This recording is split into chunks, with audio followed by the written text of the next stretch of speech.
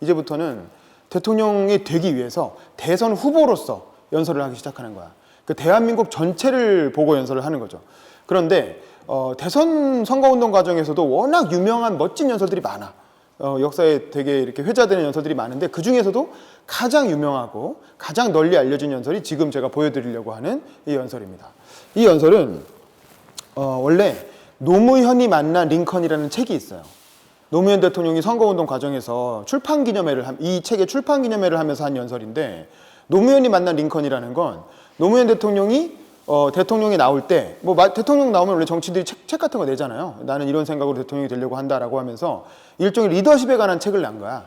근데 거기서 링컨이라고 하는 미국 대통령을 본인의 롤모델로 제시한 거예요. 리더십의 롤모델로. 근데 왜 그랬냐면 이것도 정치적인 의미가 있어요. 그전에는 우리나라 정치인들이 주로 누구를 롤모델로 많이 제시했냐면 백범 김구 선생을 많이 제시했어요.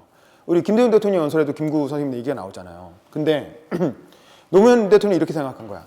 김구 선생은 결국 실패하지 않았느냐. 결국 대통령이 못 됐잖아요. 그리고 결국 비참하게 암살로 돌아가셨잖아요. 자기가 생각할 때는 자꾸 이렇게 실패한 지도자만 존경받고 성공한 지도자가 없다라는 거야. 뭔가 이렇게 역사적으로 성공해서 대통령도 되고, 그리고 그럴듯한 멋진 업적도 남기고, 그런 성공한 지도자가 있어야 나중에 우리 후속 세대 청년들이 좋은 리더를 믿고 따를 수가 있지 않겠느냐. 그래서 나는 김구 선생님 물론 좋아하지만, 물론 존경하지만 김구가 아니라 성공한 대통령이었던 링컨을 자신의 롤모델로 제시하겠다 라면서 노무현이 만난 링컨이라는 책을 쓴 거야. 물론 대통령이 바쁘니까 직접 쓰진 않았겠죠. 근데 이제 노무현 대통령 이름으로 나갔죠, 책이. 본인이 그런 거 다 솔직하게 또 다 얘기하세요. 그래서 그 책을 내면서 출판 기념회를 하는데, 거기에 이제 노무현을 지지하는 사람이 다 많이 모였을 거 아니에요.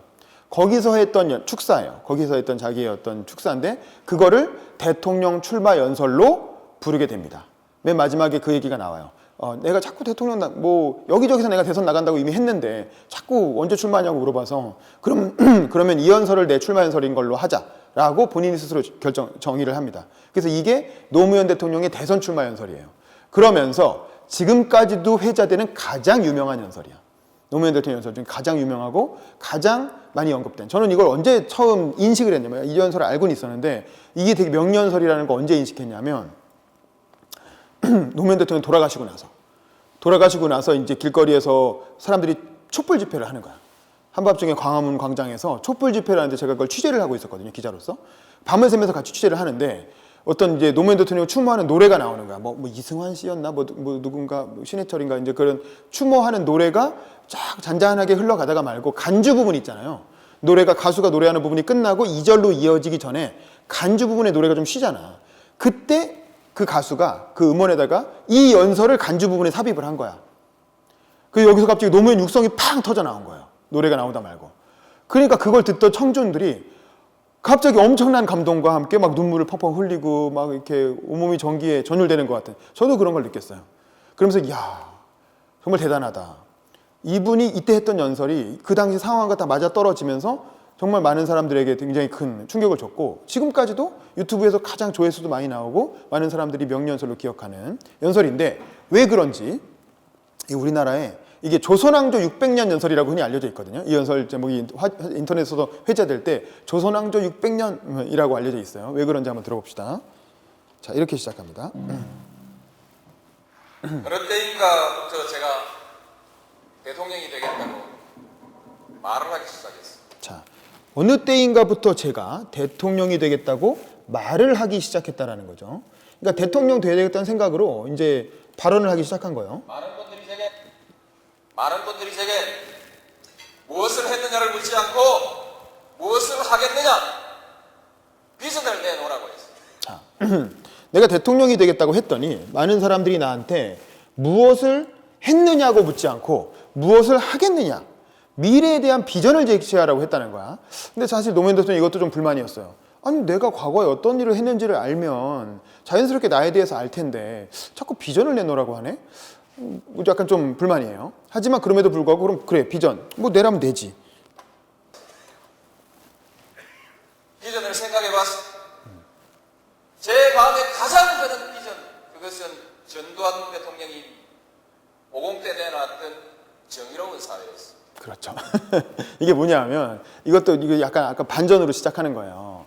사람들이 나한테 자꾸 비전을 내놓으라고 하길래 그래 비전 뭐가 있을까 생각해 보니까 나한테 가장 마음에 드는 비전은 전두환 대통령이 5공화국 시절에 내놨던 정의로운 사회였다는 거야. 그때 그 전두환 대통령 그 시절의 국정 비전이 뭐였냐면 정의사회 구현이었어요. 그래서 그 당시에 경찰청이나 경찰서나 이런 데 가면 공공기관에 가면 다 전두환 대통령 사진하고, 지금은 그런 게 없죠. 지금은 대통령 사진 어디에 안 걸려 있잖아요. 근데 그때는 이런 학교나 공공기관 가면 대통령 사진이 걸려 있었어요. 그리고 옆에 한자로 정의사회 구현 이렇게 써 있었어. 많은 사람들이 그걸 보고 그 일상생활을 했어요. 근데 노무현 대통령은 사실 그 어떤 정치인보다 정의라는 말을 되게 좋아했거든요. 연설에도 보면 정의란 단어가 많이 나와요. 그런데 그 좋은 정의란 말을 누가 썼냐면 전두환이 썼다는 거야. 전두환은 노무현 대통령이 보기에 제일 나쁜 놈이야. 우리나라에서 절대 있어서는 안 될 나쁜 대통령인데 그 사람이 쓴 비전이 정의사회 구현이었다는 거야. 무슨 얘기인지 알겠죠? 노무현 대통령은 비전을 내놓으라고 하는 그 자체를 비판하는 거예요.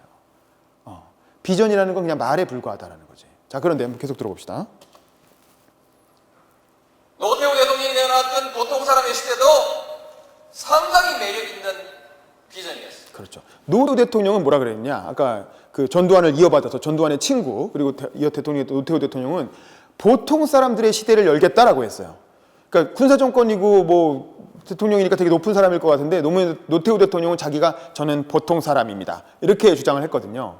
그래서 보통 사람의 시대라는 말도 참 노무현 대통령이 약간 서민적인 말투를 쓴다 그랬잖아요. 노무현 대통령은 오히려 더 잘 어울리는 말이에요. 그래서 아마 노무현 대통령이 먼저 대통령이 됐으면 자기가 그런 말을 썼겠지. 정의사회 구현이나 보통 사람들의 시대. 근데 그걸 이미 군사정권 지도자들이 다 써버려서 자기는 그 말을 쓸 수가 없게 된 거예요. 또 신한국, 세계화, 정보화, 개혁,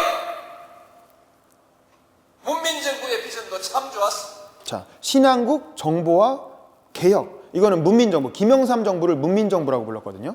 처음으로 군사정권이 아닌 민간 대통령이 됐다 그래서 문민정부라고 불렀어. 문민정부가 내세운 비전도 다 좋았다 이거야. 그리고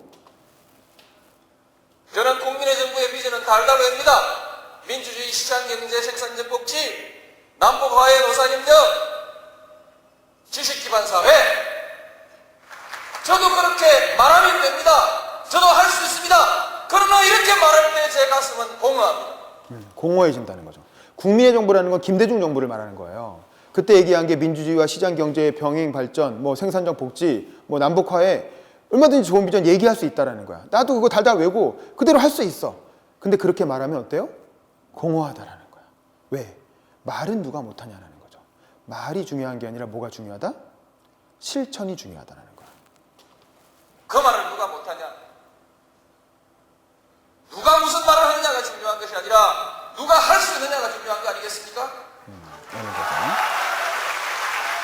자, 그러면서 오늘 아침에 저는 유종근 전북지사가 지으신 유종근의 신국가론이라는 책을 읽었습니다. 그렇죠. 유종근이라고 해서 이 당시 노무현 대통령과 대선 후보 경선을 같이 하던 경쟁자예요. 근데 이제 경쟁자가 낸 책이니까 신국가론이라는 책을 읽어본 거야. 읽어봤더니 되게 좋은 얘기가 나왔다는 거예요. 신뢰, 협동이라는 이 사회적 자본을 한국이 제대로 구축하느냐 못하느냐에 한국의 미래가 달린, 앞으로의 사회의 생산성은 생산 요소의 투입에 있는 것이 아니라 기술 혁신에 있는 것이 아니라 그 토대가 되는 사회적 신뢰를 어떻게 구축해 가느냐, 여기에 달려있다. 그렇죠. 신국가론이라는 책을 읽어보니까 뭐라고 나오냐면 앞으로 한국 사회가 더 발전하느냐 못하느냐는 신뢰라고 하는 사회적 자본을 구축하느냐 못하느냐에 달려있다라고 써있다는 거예요. 그게 뭐냐면 사람들이 한국이 발전하려면 뭐 기술을 뭐 향상시켜야 된다라든가 경제 성장률을 높여야 된다 이렇게 생각하잖아요. 근데 그게 아니라 사회적 신뢰를 구축해야 된다 이 얘기를 했다는 거야. 사실 여러분 우리 사회에 신뢰가 있어요? 우리 사회에 신뢰가 좀 있는 편입니까? 아니면 없는 편입니까? 어떻게 생각하세요? 없는 것 같죠. 여러분 생각해봐요. 여러분 신뢰할 수 있는 직업이 있어요? 어떤 직업 집단에 대해서 그 직업만 갖고 사람들이 존경하고 신뢰하는 그런 직업이 지금 있어? 옛날 같으면 학교 선생님도 되게 존경하고 신뢰했죠. 뭐 지금은 선심여고 선생님 다 좋은 분이라고 생각해요. 근데 요즘 선생님들 사회적으로 그렇게 존경과 신뢰를 받습니까? 옛날엔 대학 교수라 그러면 다 지식이냐 그러고 존경했어요. 근데 여러분 인터넷에서 대학 교수 한번 쳐보세요. 교수, 연관 검색어가 뭐예요? 교수하면 연관 검색어가 성추행이에요. 교수하면 성추행. 하도 그런 사건이 많이 일어나니까. 여러분 신부, 목사, 옛날에 되게 존경받는 종교인이었죠. 목사하면 연관 검색어가 뭐예요? 성추행이에요. 목사하면 연관 성추행. 뭐 스님도 마찬가지. 스님하면 뭐 폭력, 뭐 뇌물, 뭐 자기들끼리 뭐 권력 투쟁, 뭐 이런 게 나와요. 정치인은 말할 것도 없죠. 기자도 옛날에, 저도 기자지만 기자 옛날에 굉장히 존경받는 직업이었죠. 기자하면 요즘 뭐가 나와요? 기레기. 요즘 기자의 신뢰는 완전 땅바닥에 틀어졌어요. 검사는 어때요? 검사 옛날에 굉장히 존경받고 멋진 직업이었죠. 정의를 구현하는 검사. 요즘 검사하면 다 뭐라 그래요? 비리 검사. 무슨 뭐 떡값 검사, 뭐 떡값 받는다 이거죠. 이게 뭐냐 이거야.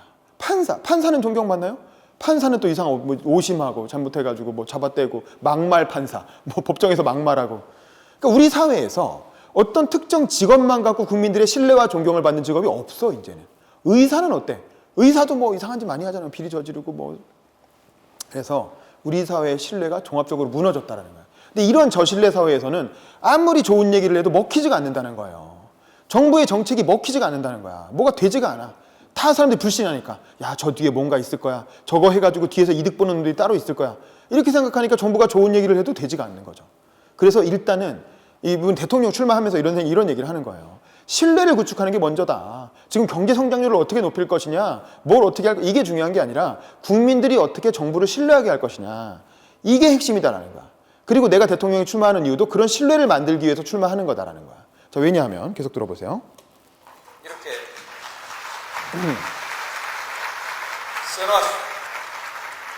제가 정말 하고 싶었던 얘기가 있어서 정말 반가웠습니다. 문제는 그 사회적 신뢰를 우리가 어떻게 만들어갈 것인가. 조선 건국 이래로 600년 동안 우리는 권력에 맞서서 권력을 한 번도 바꿔보지 못했다. 비록 그것이 정의라 할지라도, 비록 그것이 진리라 할지라도 권력이 싫어하는 말을 했던 사람은, 또는 진리를 내세워서 권력에 저항했던 사람들은 전부 죽임을 당했다. 그렇죠. 이 부분이 이제 아까 제가 그 노래 듣다가 갑자기 간주 부분에 나왔다는 그 부분인데, 조선 건국 이래로 600년 동안 우리는 한 번도 권력에 맞서서 정의를 실현해 보지 못했다라는 거야.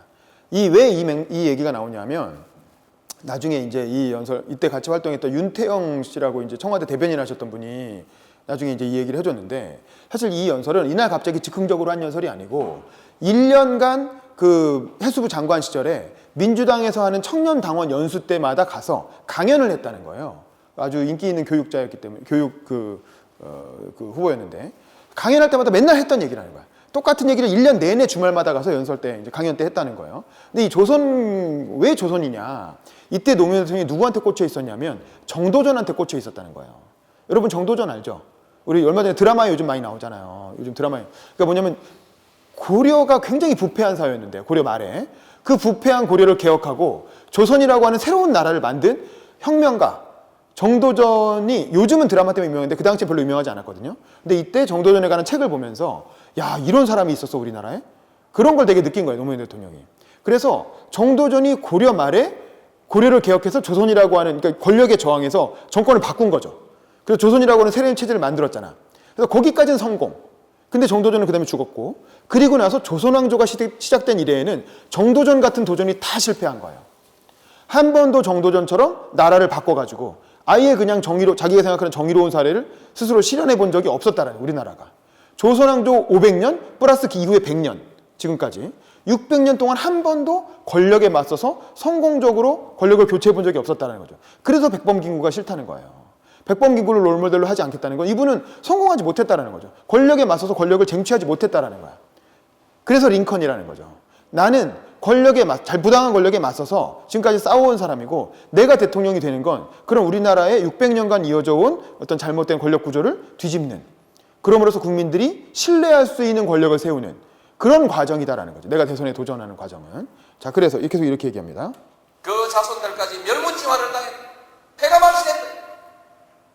600년 동안 한국에서 부귀영화를 누리고자 하는 사람은 모두 권력에 줄을 서서 손바닥을 비비고 머리를 조아려야 했다. 그저 밥이나 먹고 살고 싶으면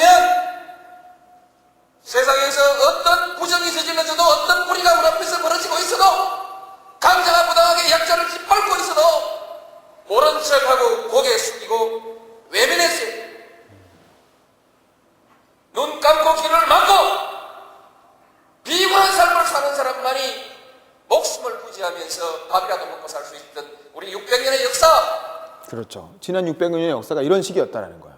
눈 감고 귀 막고 비굴하게 그냥 권력이 하자는 대로 그냥 조용히 이렇게 가만히 있었다는 거죠. 그래야 겨우 밥이나 먹고 살 수 있었다라는 거죠. 그런 비굴한 역사를 청산해야 된다는 거지. 제 어머니가 제게 남겨주었던 제 가구는 야 이놈아 모난돌이 정 만든다 계란으로 밥이치기다 바람 부는 대로 물결 치는 대로 눈치 보며 살아라. 그렇죠. 어머니가 노무현 대통령이 자기 어머니 얘기를 하는 거예요. 자기 얘기를 하라 그랬죠. 우리 어머니가 나한테 어렸을 때 뭐라 그랬냐면 그게 가훈이었다는 거예요. 야 이놈아 모난돌이 정 맞는다. 그냥 바람 부는 대로 물결 치는 대로 그냥 흘러가면서 살아라 이거죠. 괜히 튀지 말라 이거예요. 근데 난 재밌는 게 이 얘기를 저도 들었어요. 우리 엄마도 제가 대학 다닐 때만 해도 그런 학생운동이 좀 있었거든요. 데모도 하고. 우리 엄마도 저한테 그러니 야 너 데모를 하더라도 절대 앞에 나서지 마라. 앞에 나서지 말고 맨 뒤에 서라. 맨 뒤에. 괜히 앞에 나섰다가 경찰이 그 당시에도 최루탄이라는 게 있고 최루탄까지는 아니고 최루가스 같은 거 막 뿌렸어요. 데모하고 있으면 앞에다가 칙칙이라 그래서 칙 뿌리면 최루가스 팍 이렇게 나도 그런 거 맞은 기억이 있거든요. 그런 거 앞에 나서서 하지 마라. 괜히 다친다. 그냥 뒤에 있어라. 그런 비겁한 교훈. 자녀한테 당당하고 정의롭게 행동해라. 불의에 맞서 싸워라. 잘못한 게 있으면 잘못했다고 지적해라. 이렇게 가르치는 게 아니라 여러분 부모님은 어떠세요? 요즘 부모는 어떤지 모르겠어요.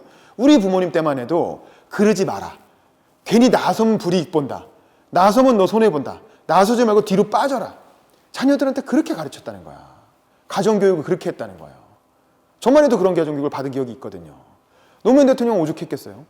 600년간 그런 역사가 이어지니까 자녀들한테 그렇게 비겁하게 살라고 가르친다는 거예요. 가족에서. 이래서는 안 되지 않겠느냐라는 거죠. 이래갖고 무슨 정부의 신뢰가 생기고 무슨 정의를 실현하겠느냐라는 거죠. 자, 80년대 시위하다가 감옥 간 우리의 정의롭고 혈기 넘치는 우리 젊은 아이들에게 그 어머니들이 간곡히 타일렀던 그들의 가훈 역시 야 이놈아 계란으로 바위치기다 그만둬라 너는 뒤로 빠져라. 그렇죠. 계란으로 바위치기다. 그만둬라. 너는 뒤로 빠져라. 부모들이 자식들한테 이런 교육을 가르쳤다는 거예요. 이런 비겁한 교육을 가훈을 가르치는 나라에서 어떻게 제대로 된 정의가 실현되겠느냐, 어떻게 신뢰가 생기느냐라는 거죠.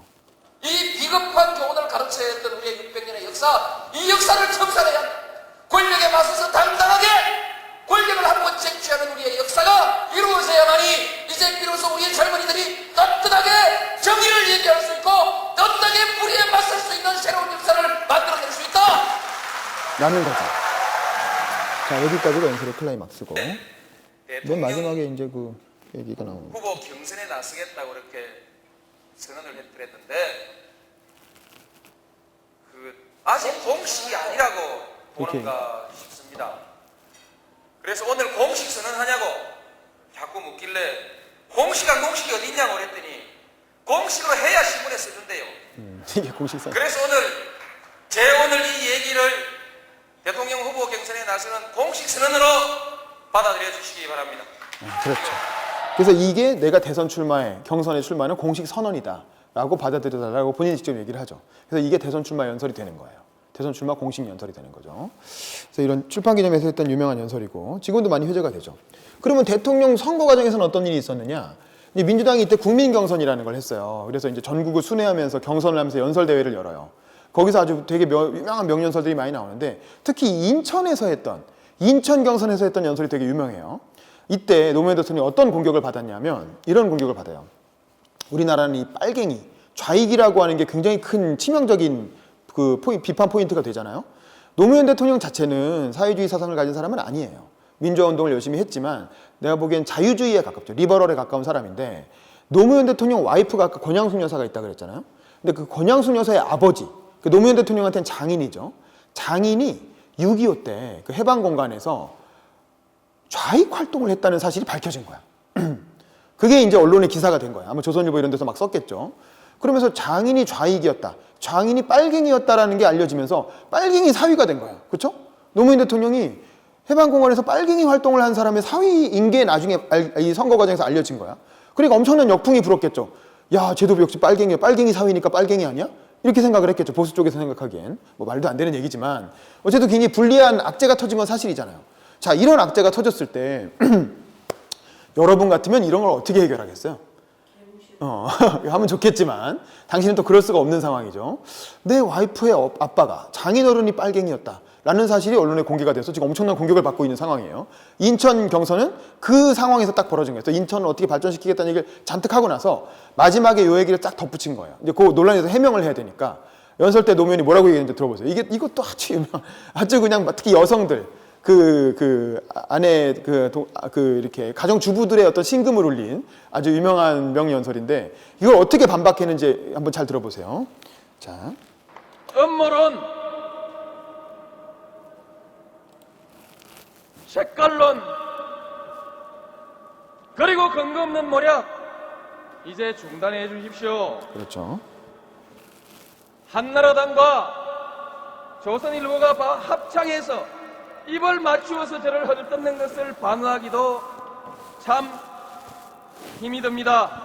여기 있는 이 이인재라고 하는 사람이 그 당시에 경쟁자였고 저 옆에 정동영이라고 지금도 정치인이죠. MBC 앵커 출신. 이런 분들이 그 당시 경선을 같이 하던 사람들이에요. 특히 이인재 후보가 그걸 갖고 공격을 한 거야. 당신 장인이 빨갱이 아니냐, 좌익 활동한 게 드러나지 않았느냐, 그거에 대해서 책임 있게 답변을 해라 라고 공격을 한 거예요. 그러니까 그거에 대해서 이제 답변을 하는 거예요. 자, 뭐라고 하나 들어봅시다. 제 장인은 좌익 활동을 하다 돌아가셨습니다. 일단 인정을 하는 거죠. 장인 좌익 활동하다 돌아간 거 맞다 라는 거예요. 부인하지 않습니다. 그러나 해방되는 해 실명을 하셔서 앞을 보지 못했기 때문에 그렇죠. 근데 장인이 눈이 멀으셨다는 거예요. 해방됐던 해에 실명을 해서 앞이 안 보였기 때문에 아니 뭐 맹인이 뭐 활동을 하면 얼마나 했겠느냐라는 거죠. 무슨 일을 얼마나 했는지는 모르겠습니다. 제가 결혼하기 훨씬 전에 돌아가셨는데 저는 이 사실을 알고 제 아내와 결혼했습니다. 그렇죠. 알고 결혼했다는 거야. 아버지가 좌익 활동하셨다는 거 알았지만 나는 그냥 권양숙이가 좋아서 결혼했다. 그건 뭐 아버지고 어쩌란 말이냐. 그리고 아이들 잘 키우고 지금까지 서로 사랑하면서 잘 살고 있습니다. 뭐가 잘못됐습니까? 이런 아내는 제가 버려야 합니까? 그렇게 하면 대통령 자격이 있고 이 아내를 그대로 사랑하면 대통령 자격이 없다는 것입니까? 그렇죠. 뭐가 잘못됐냐. 아내 사랑해서 결혼했다. 지금까지 애 낳고 잘 살고 있다. 근데 이게 뭐가 잘못됐냐. 그럼 내가 이 아내를 지금 버리란 말이냐. 내 아내가 이미 돌아가신 장인 때문에 아내를 좀 이혼하란 말이냐. 그래서 이 아내를 버리면 내가 대통령 자격이 있고 이 아내를 계속 사랑하면 대통령 자격이 없단 말이냐. 그러니까 너무 논리적이잖아요. 너무 당연한 얘기고. 근데 그 당시에는 이 빨갱이라는 게 워낙 무시무시한 낙인이어가지고 이 빨갱이 출신 사위라는 게 엄청난 게 사실은 약점인데 그걸 이렇게 아주 전공법으로 돌파하는 거예요. 당당하게. 여러분, 이 자리에서 여러분들께서 심판해 주십시오. 여러분이 그런 아내를 가지고 있는 사람은 대통령 자격이 없다고 판단하신다면 저 대통령 후보 그만두겠습니다. 여러분이 하라고 하면 열심히 하겠습니다. 그렇죠. 그러면서 인천 지역에 모여있는 청중들한테 물어보는 거예요. 여러분이 경선이니까 투표하러 왔잖아요. 여러분이 투표로 결정해달라 이거야. 여러분이 그런 아내를 가진 사람은 대통령 자격이 없다고 해서 나를 떨어뜨리면 나는 그냥 포기하겠다. 대통령 안 하겠다. 근데 여러분이 하라고 하면 열심히 하겠다. 여러분이 합리적으로 한번 생각해 보라라는 거죠. 어떻게 될까? 근데 이게 또 생방송으로 방송에도 중계가 되고 현장에 있는 청중들도 있고 이걸 보면서 청중들이 어떻게 느꼈겠어요? 아, 그거 말 되네. 말 맞네. 아니, 뭐, 어쩌고, 굶 집어서 아내를 버리란 말이야? 어쩌란 말이야? 아내를 버릴 수는 없잖아요, 당연히. 저 묘성하게 잘 살고 있는데. 그러면서 이 논란이 돌파가 되는 겁니다. 이거를 회피하거나, 사실 아버지, 나는 몰랐다라든가, 아니면 그분이 원래 좌익이 아니었다라든가, 이렇게 부인할 수도 있잖아요. 부인하면서 피해갈 수 있는데, 그러지 않고, 당당하게 좌익 맞다. 나도 알았다. 알고 결혼했다. 근데 그땐 돌아가셨고, 뭐 맹인이셔서 별 활동 안 했다. 뭐 어쩌란 말이냐, 이제 와서. 아내 버리란 말이냐. 아주 전공법으로 돌파를 한 거죠. 근데 오히려 이걸 보는 수많은 여성 유권자들의 가슴을 울린 거예요. 아, 저 사람은 정말 당당하고 아내를 사랑하는구나. 그러면서 오히려 빨갱이 좌익 논란이 한 번에 그냥 싹 사라져버리게 되는 거죠. 이인재 물 먹죠. 이인재가 그걸 비판했던 사람인데 목이 타는 거지. 언론 국유화. 과거에도 생각해본 일 없고 자, 이거는 뭐 언론 국유화에 대한 비판도 있었는데 이것도 말이 안 되는 얘기였고. 그 다음에 이것도 대통령 되기 전에 했던 연설 중에 또 유명한 연설이라 하나 소개할게요. 이거는 이제 노무현 대통령이 문재인 대통령을 소개하는 연설인데 2002년에 선거운동을 하다 말고 부산에 간 거야. 부산에 가서 이 연설을 하게 되는 거예요. 2분 정도밖에 안 되는 짧은 연설이니까 쭉 보겠습니다.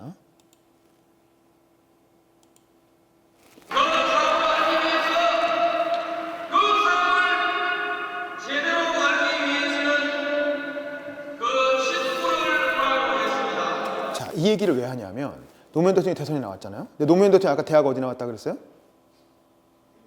대학 안 나왔죠. 부산 상고 나왔잖아요. 그러니까 그 당시 이때는 이미 다 대학 나온 사람들이 대선 후보인데 본인만 상고 출신인 거야. 그러니까 어떤 얘기가 나오면 제가 무슨 대통령 감이야. 상고 나와갖고 무슨 대통령을 해. 이런 여론이 알게 모르게 많이 퍼져 있었던 거죠. 이렇게 언론이나 유권자들이나 이런 사람들이 아니 뭐 상고 나온 사람이 김대중이야. 40년 동안 민주화운동하고 뭐 이랬으니까 그렇다 치고 아니 뭐 노무현의 사람 갑자기 등장했는데 뭐 상고 나왔고 대학도 안 나왔던 사람이 대통령해도 돼? 라는 그런 이제 의혹이 있습니다. 노무현이 과연 대통령 감이 되느냐? 우리 감이란 말 쓰잖아요. 저 사람이 뭐 반장 감이다, 회장 감이다 이런 말을 쓰잖아요. 노무현이 과연 대통령 감이 되느냐? 이런 얘기들이 이제 의구심이 많이 있었던 거야. 근데 그걸 어떻게 돌파하느냐라는 거죠. 상고 출신이고 학력이 떨어지는 것 같은데 사실 이게 1년에 50명 뽑는 사법고시를 붙었다는 거는 이미 지적인 능력은 검증이 된 거예요. 굉장히 똑똑한 사람인 게 맞아요. 근데도 사람들은 그냥 옛날에 그 학벌주의에 젖어갖고 아 좋은 대학 안 나왔으니까 저 사람 좀 무능한 거 아니냐. 대통령 하기에 좀 부족한 사람 아니냐라는 이제 여론이 있었다는 거죠. 그 여론을 돌파하기 위해서 부산에서 이 얘기를 하는 거예요. 근데 이제 거기서 뭐냐면 문재인이라고 하는 자기 직장 동료죠. 같이 일해왔던 동료를 소개하면서 그 얘기를 하는 겁니다. 들어보세요. 제가 아주 존경하는 나이는 저보다 적은 아주 믿음직한 친구 문재인이를 대친구로 돕는 사람을 정말 자랑스럽게 생각합니다. 나는 대통령 감이 됩니다. 나는 문재인을 친구로 보고 있습니다. 일단 나오자. 일단 나와. 제일 좋은 친구를 둔 사람이 제일 좋은 대통령 후보 아니겠습니까? 이분들은 성공한 사람이 그러나 남 위에 눈물을 흘리지 않았습니다.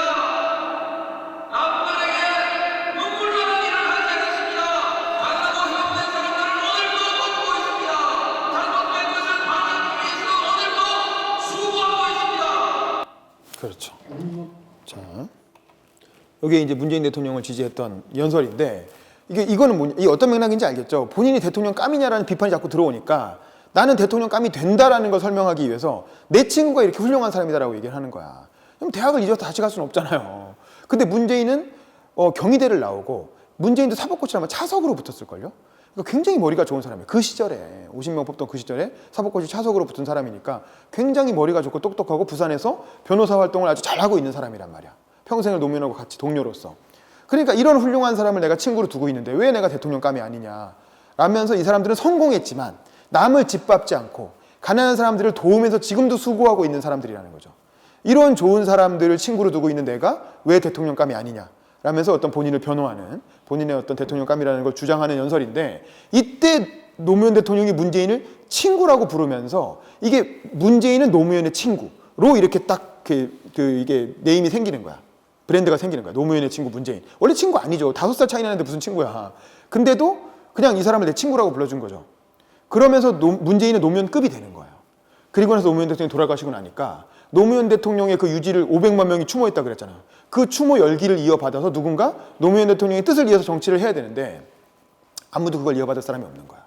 그때 이광재, 안희정이라고 하는 참모는 너무 어렸고 그리고 다른 사람들도 다 이런저런 상처가 나서 노무현을 이어받을 사람이 없어. 마지막 순간에 노무현 되게 위기니까 다 버렸거든. 다 마른 척하고 안 친한 척하고 막 흩어지고 그랬는데 문재인 변호사는 끝까지 노무현 대통령의 변호를 하면서 같이 검찰 수사할 때도 같이 따라가고 수행하고 막 그랬거든요.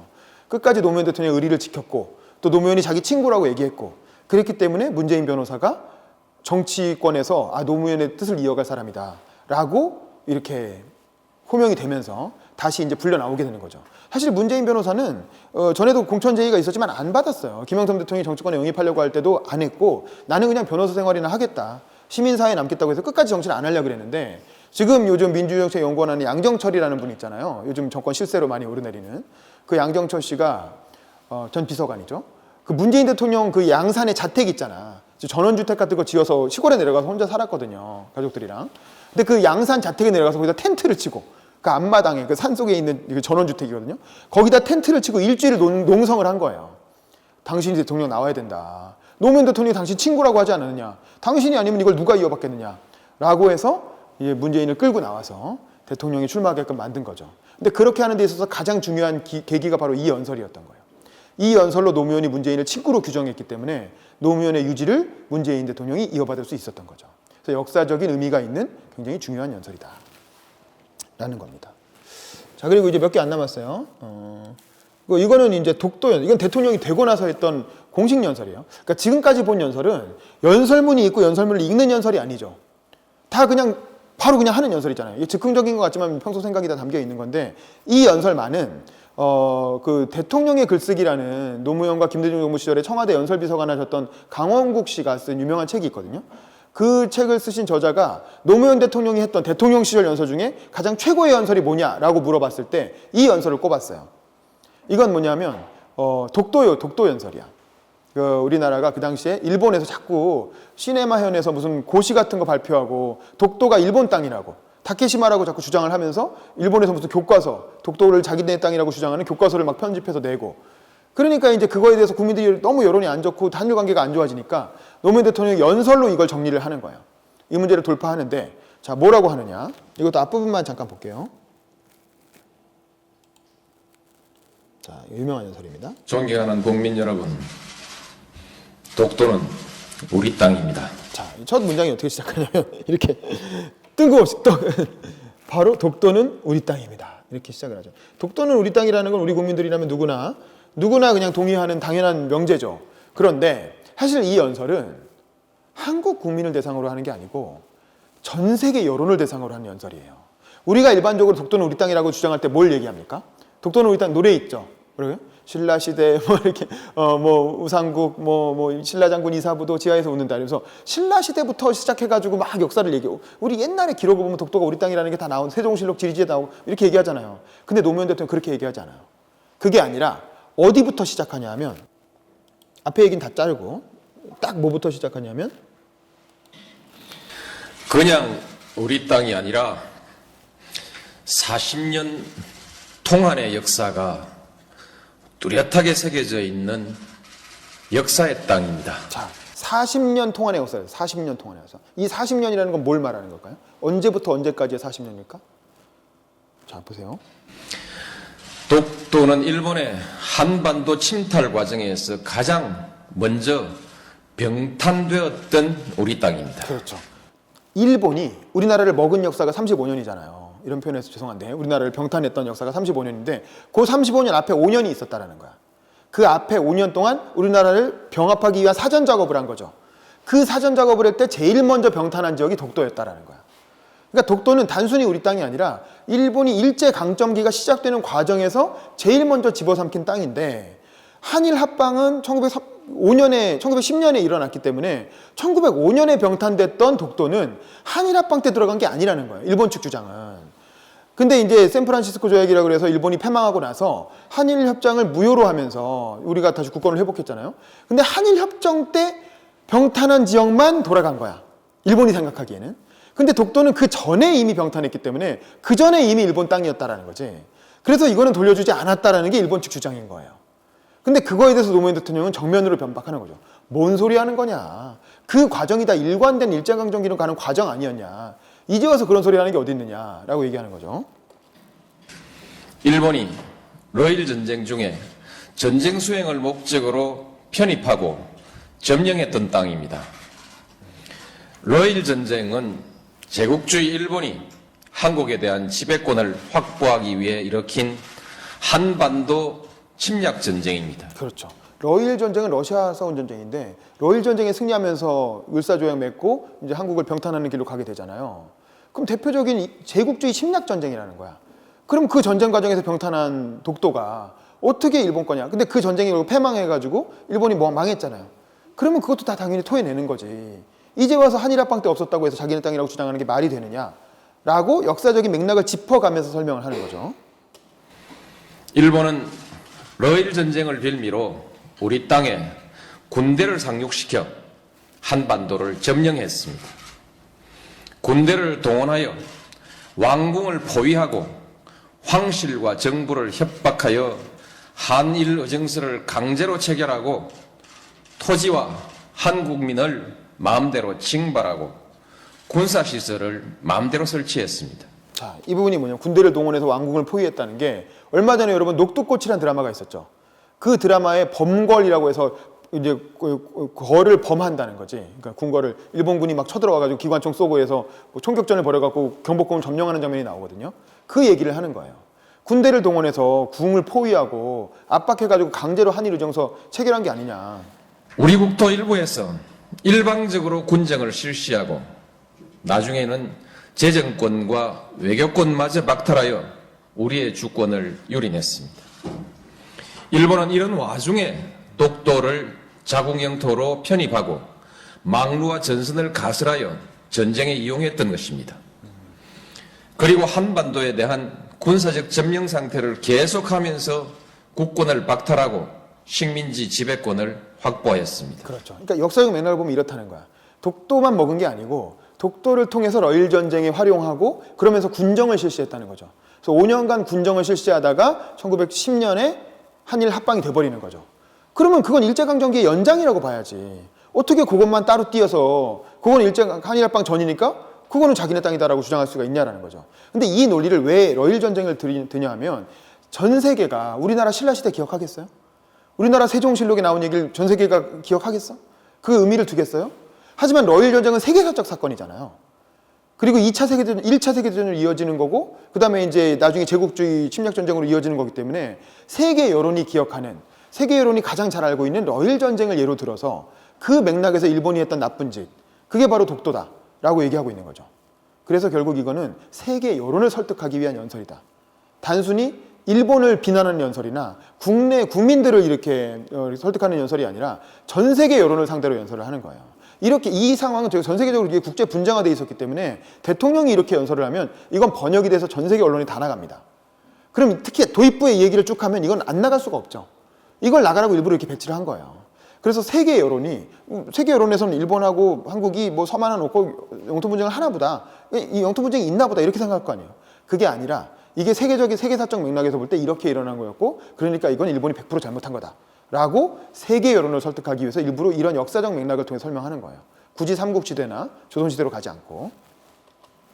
지금 일본이 독도에 대한 권리를 주장하는 것은 제국주의 침략 전쟁에 의한 점령지의 권리, 나아가서는 과거 식민지 영토권을 주장하는 것입니다. 이것은 한국의 완전한 해방과 독립을 부정하는 행위입니다. 그렇죠. 이거는 식민지 영토권을 주장하는 거고 제국주의 침략 전쟁을 긍정하는 거다. 이거 인정할 수 있느냐라고 누구한테 말하는 거야? 전 세계 여론에 대고 말하는 거예요. 왜냐하면 전 세계에 과거에 식민지 국가였던 나라들도 많고 제국주의 침략 전쟁으로 피해본 사람들도 많잖아요. 그런 사람들은 이 연설을 듣고 굉장히 공감하게 되는 거죠. 그냥 남의 나라들끼리 싸우는 건가 보다라고 생각했던 거에 제3자적 시각이 아니라 명확하게 우리 편을 들게 되는 거죠. 그래서 세계 여론을 상대로 하고 있는 연설이다. 또한 과거 일본이 저지른 침략 전쟁과 학살, 40년간에 걸친 수탈과 공원, 투옥, 강제징용, 심지어 위안부까지 동원했던 그 범죄의 역사에 대한 정당성을 주장하는 행위입니다. 우리는 결코 이것을 용납할 수가 없습니다. 라는 거죠. 네, 뭐 뒤에도 뭐 다른 얘기 나오지만 이 정도로 하고, 자, 이 연설도 어쨌든 노무현 대통령이 공식 석상에서 이렇게 써준 원고를 가지고 했던 연설 중에 가장 그 인상 깊은 연설이죠. 이거는 원래 이제 그 밑에 참모들이 연설 비서관이 있잖아요. 대통령이 되면 비서관들이 연설 다 써주거든요. 써준 원고가 있었다는 거예요. 그 강홍욱 비서관 말에 따르면. 근데 마음에 안 든다고 계속 반려를 했다는 거야. 반려를 하다가 됐다 가만히 있어봐라. 그리고 대통령이 직접 썼다는 거예요. 직접 본인이 이거 내가 한번 써볼게 해가지고 본인이 직접 따다닥 써서 이렇게 한번 가자라고 해가지고 그냥 그거 이렇게 조금 고쳐서 바로 했다는 거죠. 그러니까 대통령 본인의 생각이 충분히 반영돼서 스스로 쓴 연설문이다. 그래서 대통령 되게 의존적인 연설은 밑에서 대충 좋은 말 다 써주면 그거 그냥 그대로 읽는 거잖아요. 뭐 특별히 대단한 연설이 나올 수가 없거든. 근데 이거는 본인 대통령이 스스로 이 문제에서 깊이 고민하고 워낙 역사 덕후야. 노무현 대통령은 역사 공부 진짜 많이 했어요. 다양한 아까 뭐 조선왕조 600년도 그렇지만 워낙 역사 공부를 좋아하고 역사에 대해서 해박한 사람이라 이거는 이 상황에서는 이렇게 얘기해야지. 독도가 우리 땅이라고 주장할 수 있는 근거는 많지만 그중에서도 특히 이 부분에 집중했던 거, 러일 전쟁에 집중했던 건 이 당시 상황에서 세계 여론을 설득하기 위해서 이게 가장 좋다라고 생각했기 때문에 이걸 한 거죠. 저 얼마 전에 지정생존자라고 TVN에서 한 드라마가 있었는데 그 드라마에서 대통령, 테러당해서 죽는 그 대통령 역할을 했던 배우가 이 연설을 국회에서 이제 하는 장면이 잠깐 나옵니다. 그러니까 이 연설을 똑같이 따라해요. 똑같이 요 내용을 똑같이 읽는 장면이 그 드라마에도 잠깐 나와요. 그 정도로 굉장히 이제 지금도 많이 기억되는 드라마에 인용될 정도로 기억되는 유명한 명연설이라는 거죠. 그리고 또 하나 이제 마지막으로 요거는 좀 재밌는 연설인데 재미있고 지금 노무현 대통령한테 당시에는 되게 피해가 많이 갔지만 비난을 많이 받았지만 지금은 되게 명연설로 회자되는 겁니다. 이것도 한번 같이 볼게요. 이건 이제 작전 통제권 연설이라는 유명한 연설이에요. 뭐 명분은 그렇습니다. 명분은 자주국가 당연한 이치이죠. 자, 이때 뭐가 문제가 되고 있었냐면 노무현 정부의 주된 정책 중에 하나가 그 주한미군에게 가해 있는 작전 통제권을 회수하겠다는 거예요. 여러분 작전 통제권이라는 게 뭔지 알아요? 작전 통제권이라는 건 군대를 지휘할 수 있는 작전권을 말하는 거예요. 근데 당연히 작전 통제권은 누가 가지고 있어야 되겠어요? 상식적으로는? 그 나라의 국군 통수권자가 가지고 있어야 되겠죠. 그 나라의 국군 통수권자는 누구예요? 대통령이죠. 우리나라의 국군 통수권자는 대통령이거든. 국민이 그 사람한테 그 권한을 부여한 거야. 그러니까 국민은 우리나라 대통령이 지휘하는 게 맞잖아요.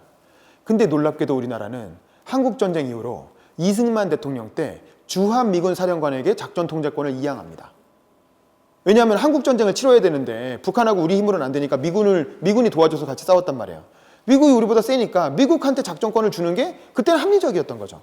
그래서 작전 통제권을 이양해서 한국전쟁을 치렀어. 근데 전쟁이 끝났는데도 전쟁이 완전히 종전이 된 게 아니라 정전이 됐기 때문에 그렇죠? 아시죠? 지금 휴전 상태잖아요. 휴전 상태이기 때문에 전쟁이 계속 이어지고 있는 거야. 법리적으로는. 그래서 작전권이 그냥 주한미군에 계속 있는 거야. 그러니까 우리나라는 국군 통수권자라는 건 명목상의 통수권자고 실제로 전쟁이 발발하면 작전 계획을 누가 세워요? 주한미군 사령관이 세우게 돼 있는 거야. 지금까지도 그래요. 지금까지도. 근데 이게 과연 합리적인가? 전쟁 끝난 지 지금 50년, 60년이 지났는데 아직도 작전 통제권을 미군이 갖고 있는 게 맞냐? 라는 생각을 하는 거죠. 그래서 노무현 대통령이 대선 공약으로 작전 통제권을 임기 중에 회수하겠다고 주장했어요. 그랬더니 누가 난리가 났을까요? 군인들이 난리가 난 거예요. 군인들이. 우리나라 군인들. 미국 군인들이 아니고 우리나라에서 뭐 장군하고 국방부 장관하고 합동참모본부장하고 이런 사람들 있잖아. 육군참모총장하고 그런 고위급 장성들이 난리가 난 거야. 군대를 하나도 모르는 대통령이 들어와가지고 갑자기 작전 통제권을 회수하면 주한미군이 우리를 버리고 떠나면 어떡하느냐. 우리가 작전 통제권을 할 수 있는 능력이 되느냐. 괜히 쓸데없이 작전권 회수해서 우리나라 국방력을 더 약화시키는 게 아니냐라면서 그 장성들이 성명을 발표한 거야. 작동권 회수에 반대한다라면서 성명을 발표하고 막 정부를 비판하기 시작하는 거예요. 그러니까 노무현 대통령이 그거에 대해서 이 민주평통 자문회의라는 데 가서 강연을 하면서 그 부분을 비판을 한 거예요. 야, 지금 니네 제정신이냐? 니네 군인이 그게 할 소리냐? 그 얘기를 어떻게 하느냐? 한번 잘 들어보세요.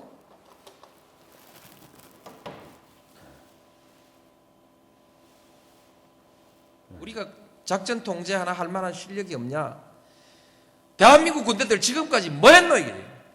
나도 군대 갔다 왔고 예비군 훈련까지 다 받았는데 심심하면 사람한테 세금 내라 하고 불러다가 뺑뺑이 돌리고 훈련시키고 했는데 그 위에 사람들은 뭐 했어? 작전 통제권 자기들 나라 자기 군대 작전 통제도 한 게 제대로 할 수 없는 군대를 만들어 놔놓고 나 국방장관이요 나 참모총장이요 그렇게 별들 달고 그들을거리고 말았다는 얘기입니까? 그렇죠. 작전 통제권 하나 행사할 수 없는 군대를 만들어 놓고 나 국방장관이고 나는 참모총장이다. 그리고 별 4개 달고 3개 달고 거들먹거렸단 말이냐 라면서 그 성명 낸 사람 작동권 회수를 반대하는 성명 낸 고위 장성들 전 장군들에 대해서 아주 그냥 직격탄을 날리는 거죠. 이게 보면 그리고 이게 단장 탁탁 치는 소리가 들리죠. 굉장히 본인도 흥분해 있는 거예요. 이게 말이 되느냐. 그래서 작동권 회수하면 안 된다고 줄줄이 모여가가지고 성명 내고 자기들의 직무유기 아닙니까? 그게 직무유기 아니냐 이거죠. 군인들이. 부끄러운 줄 알아야지. 이게 이제 여기서 이제 부끄러운 줄 알아야지라고 말하는 게 굉장히 유명한 지난번에 그 김경주 학생 연설에서 이 부분이 나와요. 부끄러운 줄 알아야지 이 얘기 나오죠. 아니 자기들이 고의장성이면 작동권을 오히려 자기들이 회수하자고 주장해야지. 작동권 회수하면 안 된다고 주장하는 게 말이 되느냐. 부끄러운 줄 알아야 된다라는 거죠. 이렇게 수치스러운 일들을 하고 작동권 돌려받으면 우리 한국분들 잘해요. 경제도 잘하고 문화도 잘하고 영화도 잘하고 한국 사람들이 외국 나가보니까 못하는 게 없는데 전화기도 잘 만들고 차도 잘 만들고 배도 잘 만들고 못하는 게 없는데 왜 작전 통제권만 왜 못한다는 얘기입니까?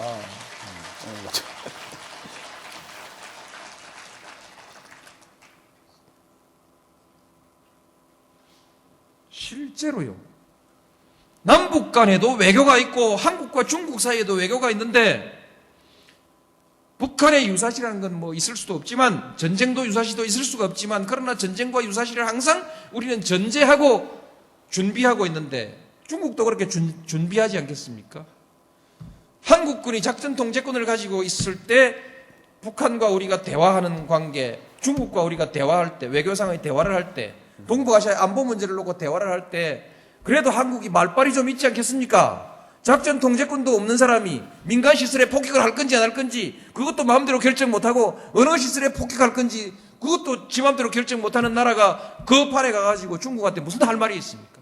하는 거죠. 그러니까 북한한테 무슨 할 말이 있어요? 그렇죠. 이것은 외교상의 실리에 매우 중요한 문제 아니겠습니까? 라는 거죠. 그러니까 뭐냐면 작통권을 가지겠다는 게 지금 당장 뭐 전쟁을 벌이겠다는 게 아니라 외교를 하기 위해서도 때로는 군사적인 수단이 필요할 때가 있다라는 거예요. 그래서 작통권을 가지고 있어야 중국이나 북한에게 당당하게 외교적인 협의를 할 수가 있다는 거죠. 근데 작통권도 없이 야 그거 어차피 너 미국 허락 맡아야 되잖아. 넌 어차피 그건 못하잖아. 그러면 외교에서 무슨 힘을 쓸 수 있냐라는 거예요. 그래서 작통권을 가지는 건 외교상의 실리를 위해서도 필요하다. 그런 얘기를 하는데 이제 그 앞부분에 그 군장성들을 비판하는 이제 얘기를 한 거죠. 부끄러운 줄 알아야지 하면서. 그래서 이것도 굉장히 화제가 된 지금까지 많이 이제 알려지고 있는 연설입니다. 그래서 이제 대통령 시절에 했던 연설은 이 정도까지 보면 될 것 같고 사실은 대통령이 되고 나서 한 연설은 거의 다 의전적인 연설이고 연설 비서관들이 다 써준 거를 갖고 하기 때문에 사실은 후보 시절에 했던 연설에 비하면 뭐 엄청 재밌거나 뭐 엄청 이렇게 달변이거나 그러진 않아요. 근데 이 연설을 보시다시피 원고 없이 한 연설이에요. 원고 없이 강연하다가 갑자기 흥이 올라와가지고 생각나는 대로 쭉 한 거죠. 근데 이제 이 연설이 나가면서 당시에는 엄청나게 두드려 맞았어요. 언론도 그렇고 아니 어떻게 대통령이 막 그렇게 막말 비슷하게 막 비속어를 섞어가면서 그리고 중간에 제스처를 하다 보니까 나 참모총장이면서 주머니에 이렇게 손을 넣고 내가 참모총장이고 내가 국방장이고 이러면서 이제 그걸 이렇게 흉내를 낸다고 그런 사람 흉내 내라고 이렇게 제스처를 했는데 그걸 또 사진을 딱 찍어가지고 대통령이 국민들 앞에서 하는 연설에서 주머니에 손 넣고 연설했다. 이라고 이제 엄청나게 또 비판을 받고 이런 것 때문에 이 사람이 대통령감이 되냐, 이 사람 좀 이상한 사람 아니냐 라는 식으로 비판을 엄청 많이 받았죠. 그 당시에는. 근데 지금은 이게 전체 영상이 다 공개가 되고 유튜브에 가면 이거 1시간짜리 영상 다 있어요. 전체 영상이 다 공개가 되고 많은 사람들이 그 앞뒤 맥락을 알게 되니까 이제는 뭐 굉장히 속 시원하게 할 말을 한 명연설이었다라고 많은 사람들이 얘기를 하죠. 대통령의 연설을 한번 살펴봤는데요. 마지막으로 정리하고 넘어갈게요. 자, 아까 대정부질이 살펴봤고 그 다음에 대선 출마 연설 살펴봤죠. 그 다음에 아내를 버립니까? 말입니까? 인천에서 했던 유명한 경선. 그다음에 독도는 우리 땅. 그다음에 작동권 연설까지 얘기했고 그다음에 문재인 대통령 지지한 유명한 연설까지 봤습니다. 그 노무현 대통령 연설 특징은 뭐냐? 정리를 해봅니다요. 일단 청중과 직접 소통을 중시했다라는 거죠. 그러니까 미리 써놓은 원고에 의존하는 게 아니라 청중들의 눈을 보면서 현장의 분위기에 맞게끔 소통하는 연설을 했다는 거예요. 그러니까 현장 분위기를 적극적으로 반영하는 거죠. 현장의 호응이나 현장의 청중들의 상태를 보고 그에 맞게끔 연설 내용을 수정하기도 하고 즉석에서 좀 바꾸기도 하고 뭐 그렇게 어떤 현장의 분위기에 맞는 연설을 했다는 겁니다. 그래서 원고에 의존하지 않고 구어체로 얘기를 했다는 거죠. 이건 사실 되게 어려운 거예요. 이렇게 해가지고 잘하기 되게 쉽지 않은데 뭐 그야말로 달변가인 거죠. 그리고 또 깊은 사색과 독서를 통해서 아주 풍부한 논거를 들었다는 거예요.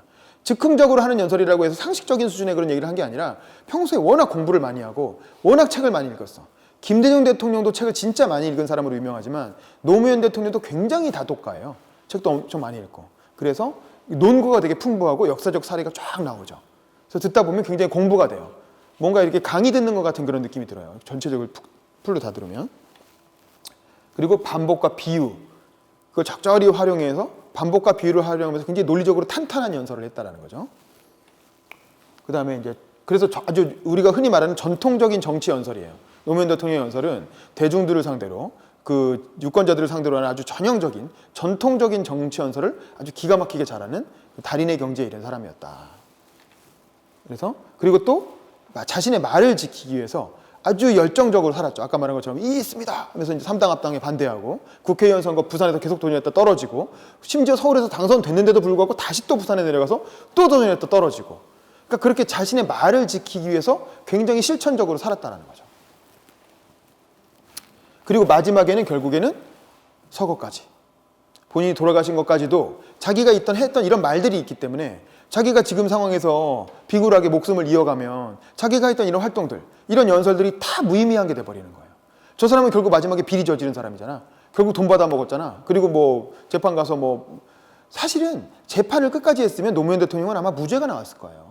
왜냐하면 본인은 몰랐던 사안이거든.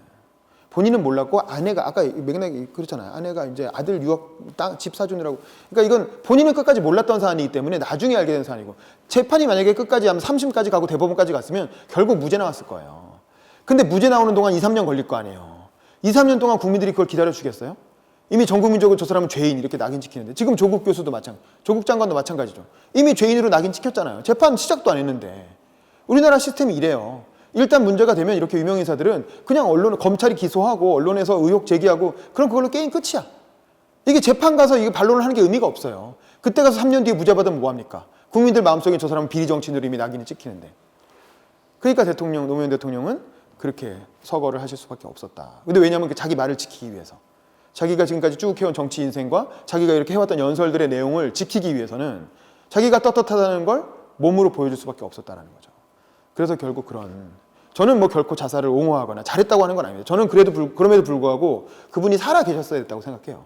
살아 계셨으면 아마 외교적으로도 굉장히 할 일이 많았을 거예요. 뭐 북한 대북 특사나 뭐 일본 왔다 갔다 하면서 지금 이런 상황에서 이런 걸 푸는 뭐 그런 정치 원로로 되게 활약을 하셨을 거라고 생각을 하는데 되게 아까운 외교적 자원을 잃어버린 거죠. 우리나라로서는. 왜냐면 전직 대통령 몇 명 안 되잖아요. 그것도 도덕적으로 청렴한 전직 대통령 몇 명 안 되거든. 존경받는. 미국은 오바마도 있고 그런 사람들이 많잖아요. 근데 우리는 전직 대통령 중에 제대로 활동한 사람 아무도 없잖아. 그래서 되게 사실 훌륭한 외교적 자산이 될 수 있는 사람인데 너무 안타깝게 굳이 후임 대통령이 안 끄집어내도 될 일을 작은 흠을 끄집어내서 그렇게 몰아붙여가지고 결국 서거하게 만들었다라는 건 참 안타까운 일이죠. 우리 역사에 다시는 반복돼서는 안 될 비극입니다. 어쨌든 노무현 대통령의 연설을 우리 청소년들이 잘 그 맥락, 지금 유튜브에 영상은 다 떠있지만 그 맥락을 모르니까 그 영상만 봐가지고 왜 명연설인지 이해를 못 하거든요. 그래서 이런 역사적 맥락을 같이 설명을 해드리는 걸로 오늘 수업은 마치도록 하겠습니다. 감사합니다.